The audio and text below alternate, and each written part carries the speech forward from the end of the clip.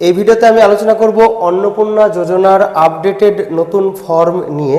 প্রথমে যে ফর্মটা প্রকাশিত হয়েছিল সেই বাংলা ফর্মটিতে 12টি পৃষ্ঠা ছিল, সেটা 27 তারিখে প্রকাশিত হয়েছিল 27শে মে। তারপরে 28শে মে আবারও ফর্মটাকে মডিফাই করে কিছু সংশোধন করে প্রকাশ করা হয়, তাতে আমরা এখন দেখতে পাচ্ছি 13টি পৃষ্ঠা রয়েছে বাংলা ফর্মে। তো এই নিয়ে আলোচনা করা হবে যে এই ফর্মটা আমরা কিভাবে ফিল আপ করবো আর এই ফর্মে নতুন কি এলো সেটা নিয়ে আমরা আলোচনা করব। তো এই হচ্ছে নতুন আপডেটেড 13 পেজের ফর্ম। তো এই ফর্মটি এবার একে একে আমরা দেখে নেব কিভাবে ফিল আপ করতে হবে, কোথায় কি লিখতে হবে। তো এই ফর্মে 3টি কলাম রয়েছে। প্রথমে রয়েছে বিভাগ বা ক্ষেত্র, মাঝে রয়েছে বিকল্প বা ইনপুট, অর্থাৎ এখানে আমাদের যে অপশনগুলো রয়েছে অপশন থেকে বেছে নিতে হবে টিক চিহ্ন দিয়ে, অথবা প্রয়োজনে ইনপুট করতে হবে মানে লিখতে হবে। আর ডান দিকে দেওয়া রয়েছে নির্দেশনা, অর্থাৎ কিভাবে কোন জায়গাটায় কি লিখতে হবে সেই সম্পর্কে এখানে সংক্ষেপে বলা রয়েছে।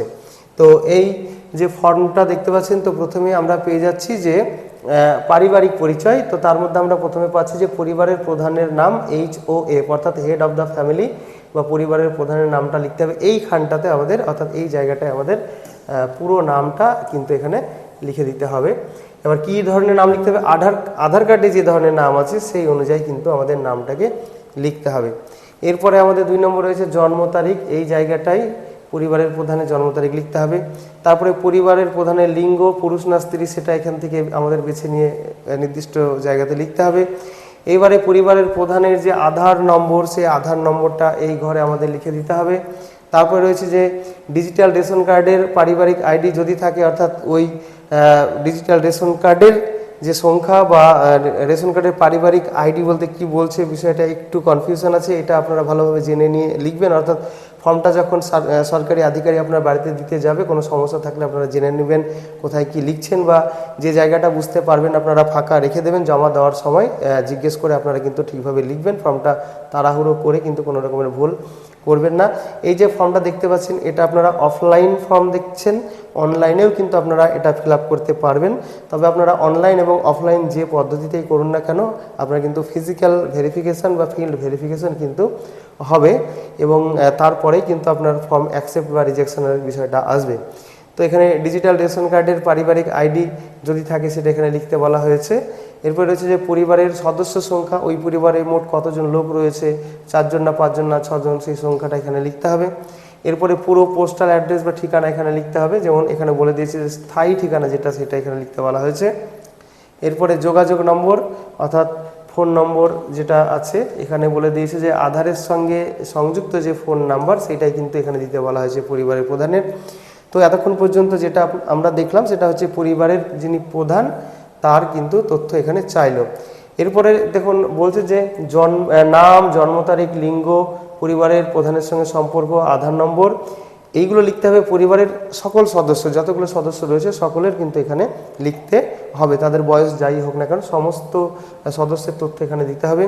তো এর জন্য এখানে পরিবারের যে প্রধান হেড অফ দ্য ফ্যামিলি রয়েছে, তো তার অন্নপূর্ণা যোজনার জন্য আবেদন করা হচ্ছে কিনা, অর্থাৎ তিনি যদি মহিলা হন, তার বয়স যদি 25 থেকে 60 বছরের মধ্যে হয় এবং তিনি যদি যোগ্য হন তাহলে তিনি আবেদন করছেন, তাহলে এই যে ঘরটা রয়েছে এখানে হ্যাঁ এখানে টিক চিহ্ন দিতে হবে, না হলে কিছু দেওয়ার জায়গাটা কিন্তু এখানে নেই।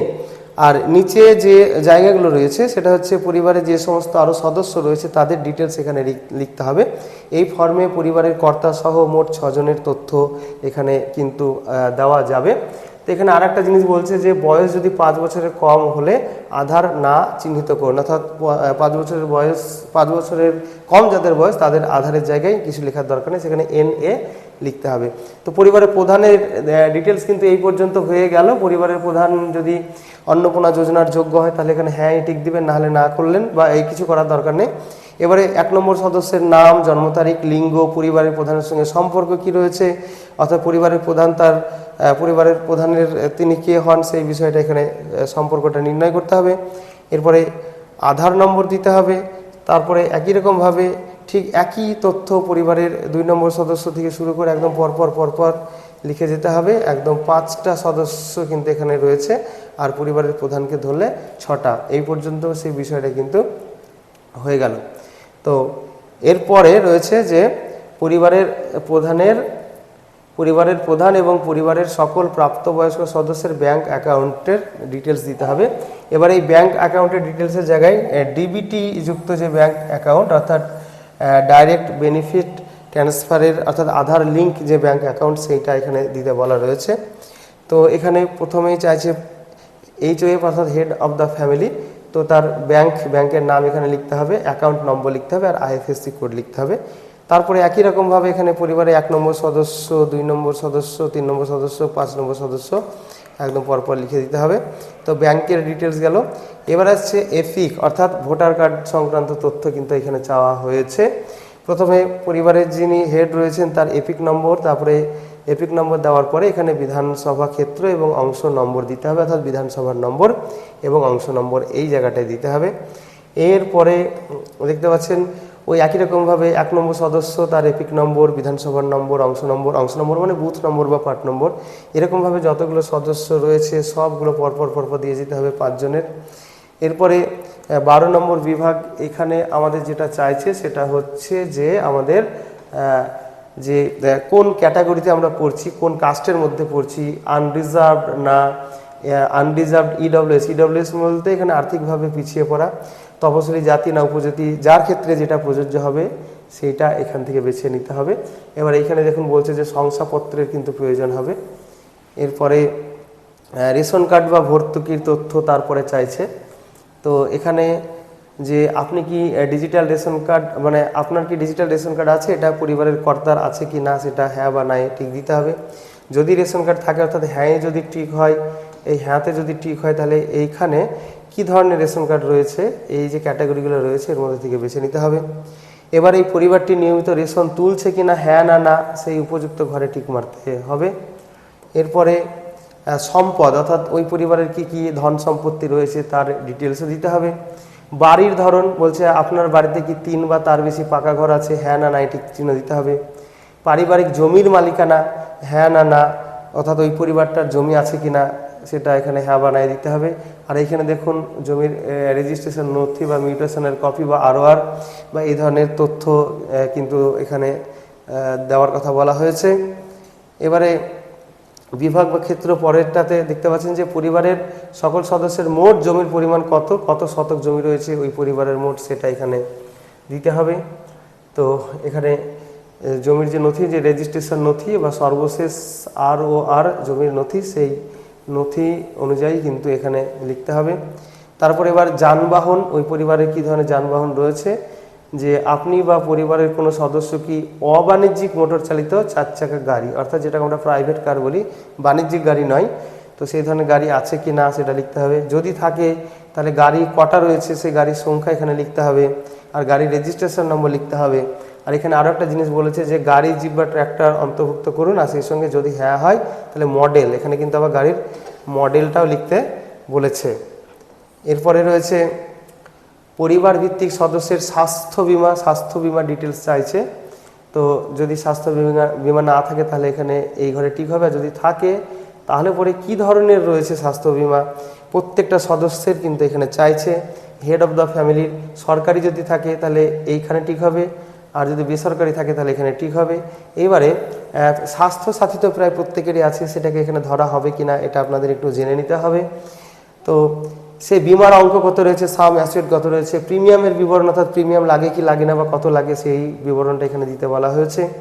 তো এখানে প্রত্যেকটা সদস্যেরই কিন্তু একই রকমের তথ্য চাওয়া হয়েছে, 5টা সদস্যেরই।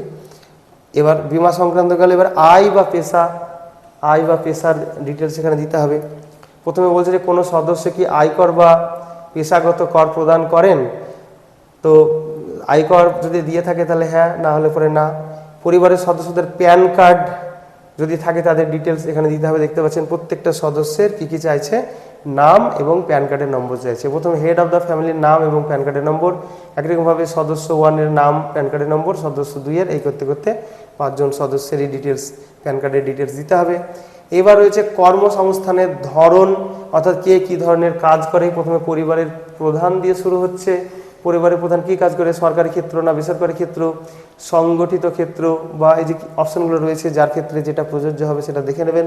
তবে এইখানে আরও অনেকগুলো কনফিউশন কিন্তু রয়েছে, যেমন আশা, অঙ্গনওয়াড়ি, পার্শ্ব শিক্ষক, তারা কোন ক্যাটাগরিতে পড়বে।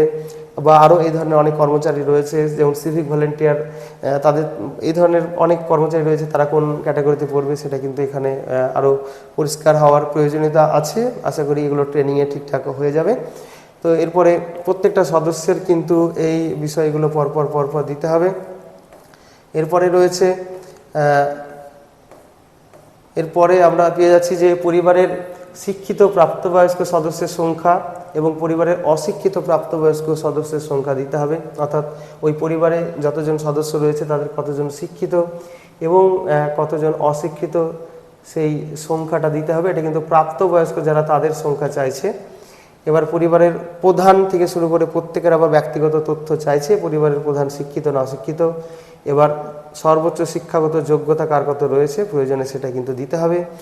এরপরে রয়েছে যে কোনো সদস্য কি কোনো সাংবিধানিক পদ, মন্ত্রী, সাংসদ, বিধায়ক, পৌরস্থানীয় বা এই ধরনের কোনো ধারক বা এই ধরনের পদের সে অধিকারী কিনা, হ্যাঁ না সেটা ঠিক দিতে হবে। আর যিনি এই পদে রয়েছেন তার সদস্য সংখ্যা, অর্থাৎ সদস্য সংখ্যা বলতে এর আগে যে ওই যে 1 নম্বর, 2 নম্বর, 3 নম্বর, 4 নম্বরে যে 5 নম্বর, এই যে 5টা যে সদস্য সংখ্যা রয়েছে, তো সে কোন সদস্য সেই সংখ্যাটা কিন্তু এখানে দিতে হবে। এরপরে কোনো সদস্য কি সরকারি পেনশনভোগী, যদি হ্যাঁ হয় হ্যাঁ, না হলে না। আর যদি হ্যাঁ হয় তাহলে যিনি সরকারি পেনশনভোগী তার সদস্য নম্বর বলতে এইখানে যে সদস্যদের ডিটেলসটা দেওয়া হলো, পরিবারের কর্তা দিয়ে শুরু করে 1 2 3 4 5 করে, তো কত নম্বর সদস্য পেনশন পাচ্ছে। তো যদি হ্যাঁ হয় তাহলে সেটা এখানে দিতে হবে, না হলে না চলে যাবে।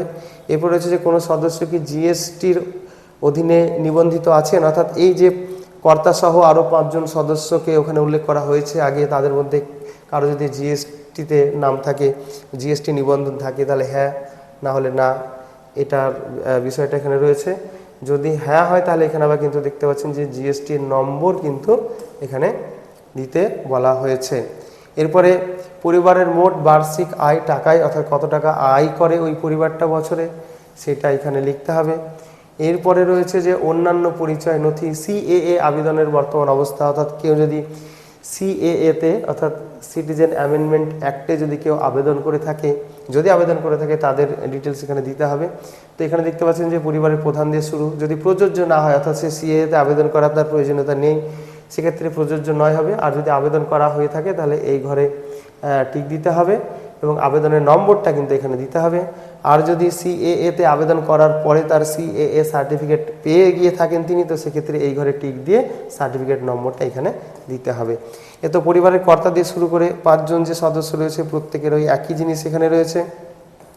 এরপরে আমরা চলে আসছি এই যে বিভিন্ন রকমের যে ক্রেডিট কার্ডের বিষয়গুলো রয়েছে, Kisan credit card, student credit card, আরও বিভিন্ন রকমের যে ক্রেডিট কার্ডগুলো রয়েছে, এইগুলো যদি কারো থেকে থাকে তো সেইগুলো এখানে লিখতে হবে। তো পরিবারের প্রধানের যদি থাকে তো সেই কার্ডের নম্বর, আইডির সংখ্যা, তারপরে এখানে রয়েছে যে তারিখে ইস্যু করা হয়েছে সেটা, ঠিক একই রকমভাবে এখানে পরিবারের প্রধান দিয়ে শুরু করে 1 2 3 4 করতে করতে 5 জন সদস্যের কিন্তু এখানে দিতে হবে। এরপরে রয়েছে যে যদি এসআইআর 2026-এর নাম বাদ পড়ে থাকে তো মামলাটি ট্রাইব্যুনালে বিচারাধীন কিনা সেই বিষয়টা এখানে আসবে। তো পরিবারের প্রধান দিয়ে শুরু করে প্রত্যেকের একই ডিটেলস। তো যদি প্রযোজ্য না হয়, অর্থাৎ এসআইআরে যদি তার নাম বাদ গিয়ে না থাকে তাহলে প্রযোজ্য নয় হবে। আর নাম বাদ গিয়েছে অথচ ট্রাইব্যুনালে সে আবেদন করেনি তাহলে এখানে না হবে। নাম বাদ গিয়েছে অথচ ট্রাইব্যুনালে আবেদন করা হয়েছে তাহলে কিন্তু এই হ্যাঁ টিক দিতে হবে এবং মামলাটার বিবরণ, কি অবস্থায় মামলাটা রয়েছে সেটার বিবরণ কিন্তু এখানে দিতে বলা হয়েছে। তো এই হচ্ছে এসআইআর এর নাম বাদ যাওয়ার এবং ট্রাইব্যুনালে আবেদনের বিষয়টা। এবার সামাজিক মর্যাদা এবং নির্ভরশীল ব্যক্তিগণ, তো এখানে কি চাইছে যে বিদ্যালয়ে অধ্যয়নরত পরিবারের সকল শিশুর বিবরণ দিতে হবে। এখানে যে সমস্ত শিশুরা রয়েছে পরিবারে তারা কি ধরনের বিদ্যালয়ে পড়ে, তো এখানে সদস্য নম্বর বলতে ওই যে উপরে পরিবারের কর্তা সহ আরও 5 জন সদস্যকে ওখানে লেখা হয়েছে, তার মধ্যে কত নম্বর সদস্যকে আমরা উপরে লিখিয়েছি সেই শিশুকে, তো সেই সদস্য নম্বর এখানে দিতে হবে। আর তিনি হচ্ছেন শিশু সদস্য 1 নম্বর। এবার এখানে তার নামটা দিতে হবে, তার শ্রেণী দিতে হবে, বিদ্যালয়ের নাম দিতে হবে এবং কোন ধরনের বিদ্যালয়ে পড়ে তার ধরন এখানে উপযুক্ত ঘর থেকে টিক মেরে দিতে হবে। আর যদি অন্যান্য হয় তাহলে এখানে আবার সেই একটু বিস্তারিত লিখে দিতে হবে কী ধরনের বিদ্যালয়ে পড়ে। এখানে দেখুন বলছে যে বিদ্যালয়ের ধরন যদি অন্যান্য নির্বাচন করা হয় তাহলে অনুগ্রহ করে বিস্তারিত উল্লেখ করুন, অর্থাৎ এই জায়গাটায় লিখে দিতে হবে, যেমন কী ধরনের স্কুল এখানে কিন্তু অপশন দেওয়া রয়েছে। এরপরে একই রকমভাবে ওই যতগুলো শিশু রয়েছে বা ওই পরিবারে যদি একাধিক শিশু থাকে তো কত নম্বর সদস্য হিসাবে তাকে উপরে দেখানো হয়েছে সেইগুলো পরপর এখানে কিন্তু দিয়ে যেতে হবে। তো এখানে কিন্তু সর্বাধিক 4টি শিশুকে দেখানোর মতো জায়গা কিন্তু এখানে দেওয়া রয়েছে। এবার রয়েছে শিশুদের টিকাকরণের বর্তমান অবস্থা। এখানে এই যে শিশু সদস্য সংখ্যা, এই যে 1 2 3 4 করতে করতে যে 4টি শিশুকে আমরা এন্ট্রি করতে পারছি এখানে, তো এখানে 1 নম্বর শিশু যদি থাকে তো সেক্ষেত্রে তার টিকাকরণের কি অবস্থান রয়েছে, উপযুক্ত ঘর আপনাকে বেছে নিয়ে সেখানে টিক চিহ্ন দিতে হবে। তো এখানে ওই 4টি শিশুর তথ্য এখানে লেখার বা দেখানোর জায়গা রয়েছে। এরপরে সরকারি প্রকল্পের আওতায় সুবিধা, আপনি কি কোনো সরকারি প্রকল্পের সুবিধা ডিবিটির মাধ্যমে পাচ্ছেন? তো এই যে অংশটুকুই কিন্তু এই নতুন ফর্মে পরিবর্তিত হয়েছে বা একটু মডিফাই করা হয়েছে। তো পরিবারের প্রধান দিয়ে শুরু হবে। পরিবারের প্রধানটা যেহেতু 2 পাতায় আছে একটু বুঝতে কষ্ট হচ্ছে, তাই আমি 1 নম্বর সদস্যকে দিয়ে কিন্তু এখানে দেখাচ্ছি। বিষয়টা কিন্তু একই। তো এখানে দেখতে পাচ্ছেন যে সদস্য সংখ্যা 1। তো এই কোনো রকমের প্রকল্পের টাকা সে ডিবিটির মাধ্যমে পাচ্ছেন কিনা, তো এখানে সর্বাধিক 5টি প্রকল্প দেখানো যাবে। তো প্রকল্পের নাম এখানে লিখতে হবে, সে কোন প্রকল্প থেকে টাকা পাচ্ছে, যদি পায় তাহলে লিখবে। এবার এই প্রকল্পটা সে ত্যাগ করতে চাইছে কিনা, প্রত্যাহার করতে চাইছে কিনা। তো আপনি কি এই প্রকল্পটি থেকে নিজেকে প্রত্যাহার করতে চান? যদি প্রত্যাহার করতে চাই সেখানে তাহলে হ্যাঁ টিক দিতে হবে। তো ধরুন কেউ হয়তো এখানে কোনো একটা ভাতা বা কিছু একটা পাচ্ছেন, তো সেটা তিনি চাইছেন না, তাহলে এখানে এই ডান দিকে যে হ্যাঁ আছে সেখানে টিক দিতে হবে। এই অংশটাই কিন্তু এই নতুন ফর্মে সংযোজন করা হয়েছে। এটা কিন্তু আগের ফর্ম যেটা প্রথমে প্রকাশ করা হয়েছিল সেটা ছিল, কিন্তু এইভাবে আরও বিস্তারিত বা এত পরিষ্কারভাবে বিষয়টা ছিল না। তো এখানে পরিবারের কর্তা থেকে শুরু করে 5 জন সদস্য প্রত্যেকের জন্যই কিন্তু এই বিষয়টা এখানে দেওয়া রয়েছে। এরপরে রয়েছে যে বাদ দেওয়া হলে কারণ, অর্থাৎ এই যে এই ফর্মটা যদি বাদ দেওয়া হয় তাহলে কি কারণে বাদ গেল সেটা অফিসার কর্তৃক পূরণীয়, অর্থাৎ অফিসার এটাকে পূরণ করে দেবেন। এই জায়গাটায় লিখে দেবেন যে কী কারণে তিনি ফর্মটাকে বাদ দিলেন। এবার ঘোষণা ও সম্মতি, এটা যিনি ফর্মটা ফিল আপ করছেন অর্থাৎ পরিবারের যিনি কর্তা তার, তো সম্মত এখানে টিক দিতে হবে। আর এই ফর্মটি অবশ্যই যাচাইযোগ্য, এটা অফলাইনে ফিল আপ হোক বা অনলাইনেই হোক, অবশ্যই এটা ফিল্ড ভেরিফিকেশন হবে। তো এরপরে রয়েছে যে এখানে ডিক্লারেশন রয়েছে। এবার এখানে পরিবারের প্রধান স্বাক্ষর করবে। আর এখানে পরিবার বলতে কাকে বোঝায় সেটা কিন্তু এখানে পরিষ্কারভাবে বলা আছে যে সমস্ত লোকগুলো একই সঙ্গে বসবাস করে এবং সাধারণত একই হেসেল থেকে বা একই হাঁড়িতে যাদের রান্নাবান্না হয়। এবার নিচের অংশটা শুধুমাত্র সরকারি ব্যবহারের জন্য, অর্থাৎ অফিসার বা অফিস এটা পূরণ করবে। তো এখানে যার কাছ থেকে ফর্মটা নিয়েছে, তো আমির পরে এখানে পরিবারের কর্তার নাম হবে। তারপরে এখানে পুত্র বা কন্যা লেখার পরে এখানে তার বাবার নাম হবে, বা প্রয়োজনে এখানে বাবার নামই দিতে হবে, বাবা বা মায়ের নাম, কারণ পুত্র কন্যা অপশনটা রয়েছে। তারপরে গ্রাম পঞ্চায়েতের নাম, ব্লক, পৌরসভা, জেলা, এর দ্বারা দাখিলকৃত আবেদনপত্রটি যাচাই করেছি, অর্থাৎ এই সমস্ত, অর্থাৎ আবেদনকারীর ডিটেলস এখানে গেল। তারপরে এবার এখানে 2টো অপশন রয়েছে। এখানে বলছে যে আমি আবেদনপত্রটি এবং তাতে প্রদত্ত তথ্য সঠিক পেয়েছি। যদি সঠিক পাই তাহলে এই অপশনটাতে টিক দেবেন, আর যদি সঠিক না পাই তো এখানে বলছে যে আবেদনকারীর দ্বারা প্রদত্ত নিম্নলিখিত তথ্যসমূহ সঠিক নয় বলে প্রতীয়মান হয়েছে, অর্থাৎ কোন কোন তথ্য সঠিক নয় সেটা কিন্তু এখানে উল্লেখ করে দিতে হবে অফিসারকে, যে কোন কোন তথ্য সঠিক নয়। আর যদি সঠিক হয় তাহলে এখানে টিক মেরে দিতে হবে। এইবার এই আবেদনপত্রটি কী হবে, অতএব আমি আবেদনপত্রটি গ্রহণ না প্রত্যাখ্যান করার অনুমতি দিচ্ছেন, তো উপযুক্ত জায়গায় কিন্তু এখানে টিক দিতে হবে বা কাটাকাটি করে নিতে হবে। এরপরে তারিখ, স্থান, স্বাক্ষর, তারপরে সে অফিসারের নাম আর অফিসার কোন পদে রয়েছে সেই পদ এখানে দিতে হবে। তো এই ভিডিওটি কিন্তু কোনো অফিসিয়াল ভিডিও নয়, ভিডিওটি জনস্বার্থে নির্মিত। তো সবসময় আপনারা চেষ্টা করবেন অফিসিয়াল যে ওয়েবসাইট বা অফিসিয়াল যে সোর্স সেখানকার তথ্য অনুযায়ী কাজ করার।